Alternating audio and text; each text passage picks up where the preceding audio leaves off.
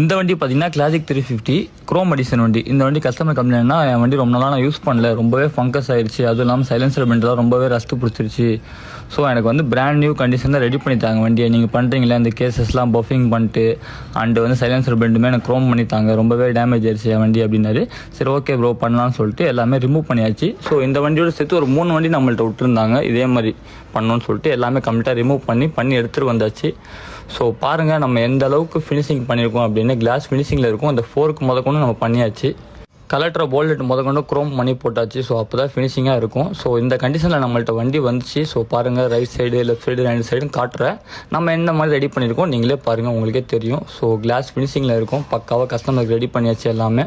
So வண்டி நம்மள்ட்ட கொண்டு வரும்போது வண்டி இந்த கண்டிஷன் தான் இருந்துச்சு. சைலன்சர் பெண்ட்லாம் ரொம்ப ரஸ்ட் ஆகி எல்லாமே நம்ம வந்து பண்ணி கொடுத்துருக்கோம் கஸ்டமருக்கு. ஸோ பாருங்கள் நம்ம ஒர்க் எப்படி இருக்குன்றதை கமெண்ட்டில் சொல்லுங்கள்.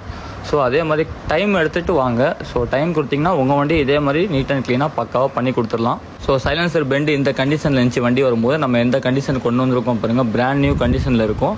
ஸோ இதே மாதிரி ஒர்க் உங்களுக்கும் பண்ணணும்னா புல்லட் வச்சுருக்கோங்க ஃப்ரெண்டுக்கு ஷேர் பண்ணுங்கள், நம்ம ஐடியா ஃபாலோ பண்ணுங்கள். Keep supporting Umar moto garage.